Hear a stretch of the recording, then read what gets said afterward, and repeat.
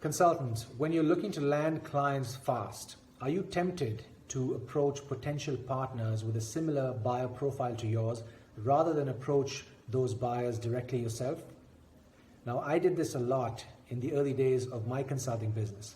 As a management consultant, I'd set up several referral partnerships with CPA firms wherein they would get a finder's fee for any business they referred.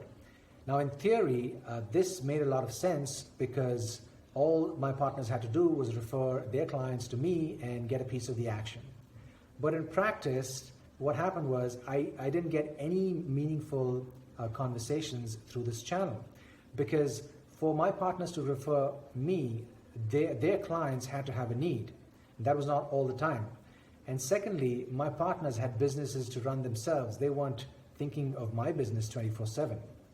So it wasn't a very predictable channel, at least in the short term.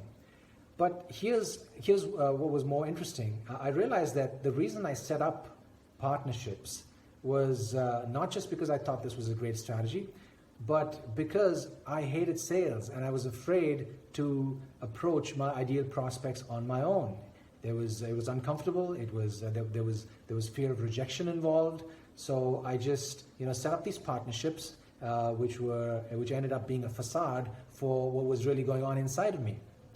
Now, my business only started to grow when I realized that I needed a direct outreach strategy. It's the fastest, most effective, and most predictable way to grow your business in the early days. And I had to get comfortable with having conversations, approaching ideal prospects, and having conversations about how I can help them.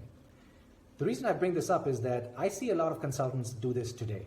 There are tons of emails that I keep getting in my inbox, which go something like this. Hey, let's get to know each other's businesses and let's have a virtual coffee and see how we can help each other.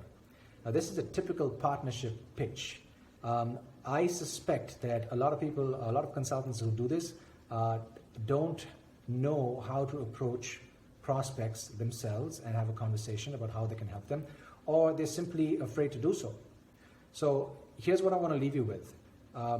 In the early days of your business, if you're looking for clients in the short term, get comfortable with reaching out to your ideal prospects and having a conversation about how you can help them.